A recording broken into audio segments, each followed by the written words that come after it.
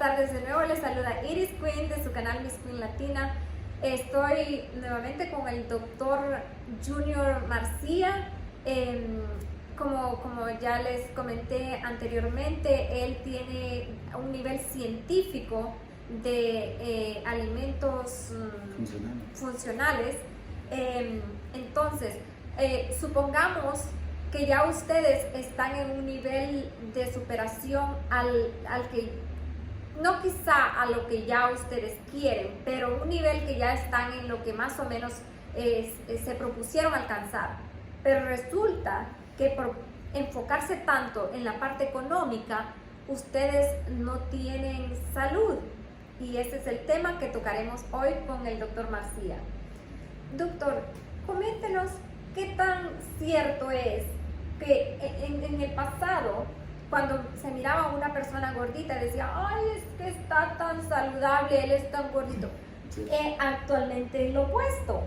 Ay, es que tan lindo, que tan bella, que está flaquita.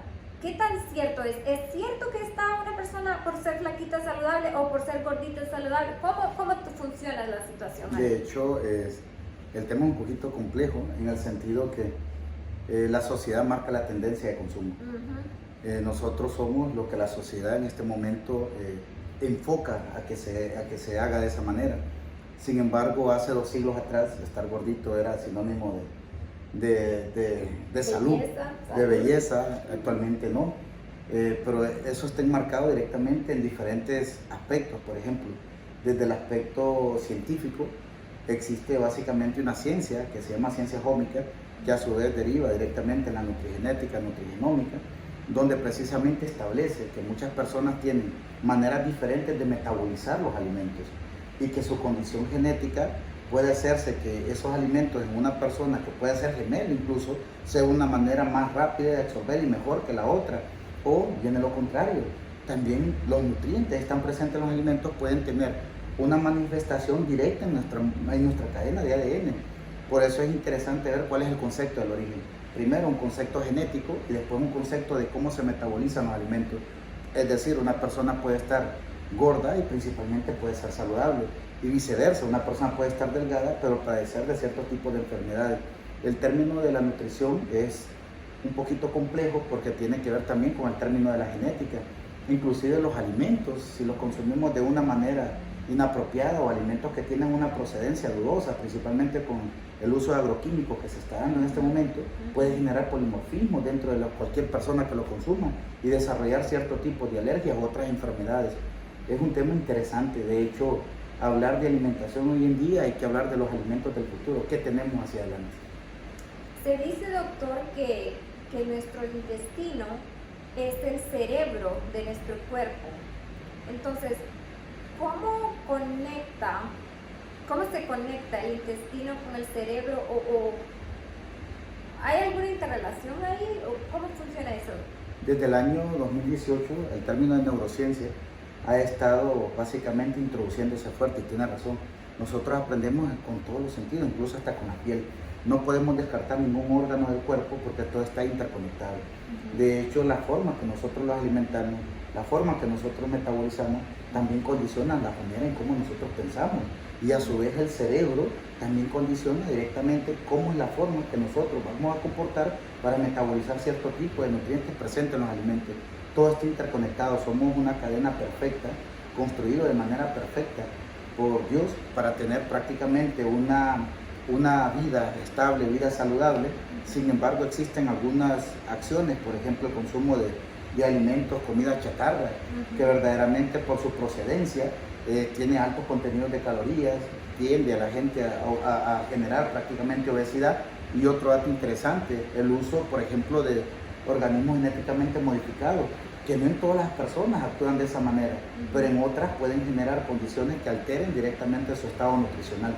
El tema de alimentos es interesante, por eso es que generalmente se le recomienda a las personas consumir alimentos orgánicos, principalmente alimentos sanos, frutas y vegetales, porque en ellas están todo el contenido de biomoléculas que pueden prácticamente ser agentes que pueden curar de cáncer o ser preventivos de cáncer.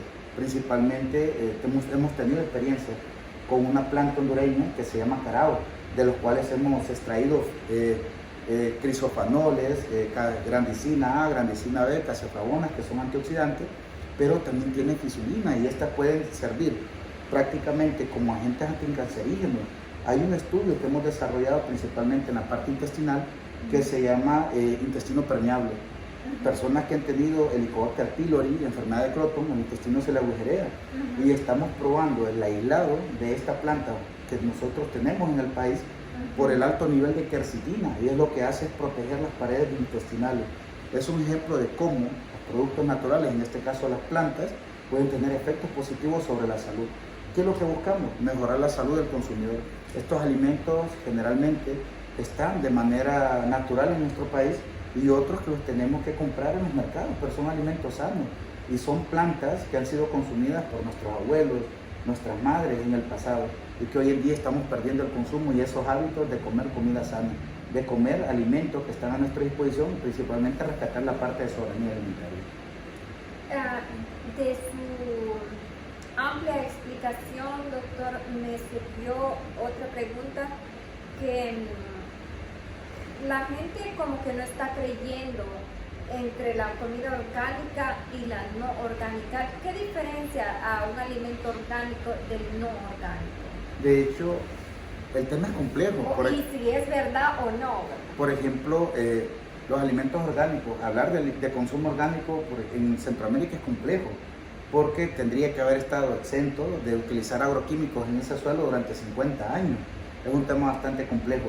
Y si bien es cierto, los organismos genéticamente modificados pueden generar condiciones de cambio a la estructura del ADN en nosotros, con el consumo del tiempo, generar incluso algunas complicaciones en la parte de biodisponibilidad, hay que tener claro que también se vuelve una alternativa para la seguridad alimentaria del futuro. Son alimentos que resisten, principalmente vamos a hablar de algunos granos, resisten a sequías, a inundaciones, entonces tiene todo su pro y su contra, tiene cosas buenas, de lo que nosotros hablamos de soberanía, pero también puede tener cosas malas, pueden generar incluso polimorfismo, cambiar nuestras estructuras de ADN en el cuerpo. Obviamente se ocupa mucha investigación, se ocupa mucho laboratorio, se ocupa muchos años para demostrar efectos positivos y negativos. ¿Qué nos podría usted hablar de las grasas, que son tan dañinas o no? ¿Y cuáles son las buenas, cuáles son las malas? ¿Nos podría dar algún ejemplo, por favor? Digamos, el consumo excesivo de todo es lo que causa daño. El cuerpo necesita azúcar, el cuerpo necesita grasa, el cuerpo necesita proteína, pero el consumo excesivo del mismo es lo que genera prácticamente pérdidas en la calidad nutricional de las personas, por ejemplo, en la calidad de tener una vida sana, tener un peso apropiado. ¿Qué sucede? Que existen muchas grasas que están a la disposición nuestra con mucha facilidad. Por ejemplo, tenemos grasas polisaturadas principalmente, que es lo que se consume de una manera como en forma de margarina, en forma de manteca, que lleva un proceso de hidrogenización, que estas a su vez, el consumo excesivo de la misma, la no moderación, ha permitido que las personas aumenten de peso, incluso pueden aumentar el contenido de colesterol que tienen en su cuerpo. Hay grasas que son un poco más saludables, incluso y parece mentira, pero hay grasas de ácidos grasos de cadena corta, incluso nosotros podemos hacer uso de ellos para ciertos tipos de alimentación. Lo mejor sería evitar el consumo de la misma, tanto la margarina como la manteca, que al final viene siendo lo mismo, con un color y un sabor diferente, pero son grasas polisaturadas de hidrógeno para darle esa condición diferente. Hay alternativas interesantes, por ejemplo el aceite de oliva puede ser una alternativa ante ellas, y por su procedencia el aceite de oliva tiene una alta capacidad antioxidante que le va a permitir que el cuerpo funcione de una manera más segura, más estable, evitando aparición de radicales libres que a la larga pueden desencadenar en cáncer. ¿Qué opina usted en el pasado? Yo recuerdo que nos decía, nuestros viejecitos no padecían de colesterol alto, pero ¿qué opina usted del aceite de cerdo? ¿Es saludable? ¿Es insalubre? ¿Qué opina usted? De hecho, uno de los principales problemas que hemos tenido es la falta de actividad física. En el pasado había más actividad física, nuestros abuelos hacían más ejercicio que nosotros mismos, nuestros padres hacían más ejercicio que nosotros. Esa ha sido una de las detonantes de por qué tenían mejores hábitos y mejor estilo de salud, nuestros antepasados, principalmente hablando de nuestros abuelos. Pero un dato importante, sigo sosteniendo que es el consumo excesivo lo que está generando problemas en la malnutrición. Si nosotros nos vamos a la grasa de origen animal, si bien es cierto pueden llegar a ser grasas saturadas, pero si hacemos un consumo apropiado y adecuado y evitar la reutilización de las mismas, el problema es la reutilización de la grasa, porque al final genera moléculas que a la larga pueden dar cáncer a las personas, en el caso de las acrilamidas, porque pueden estar presentes en ellas.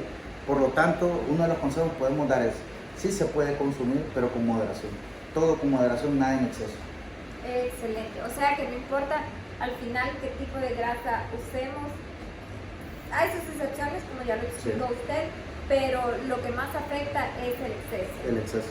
Todo con medida.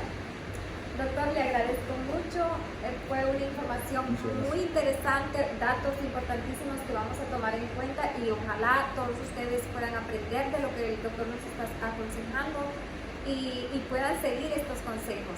Le agradezco mucho. Muchas gracias. Que tenga buen día y bendiciones. Bendiciones.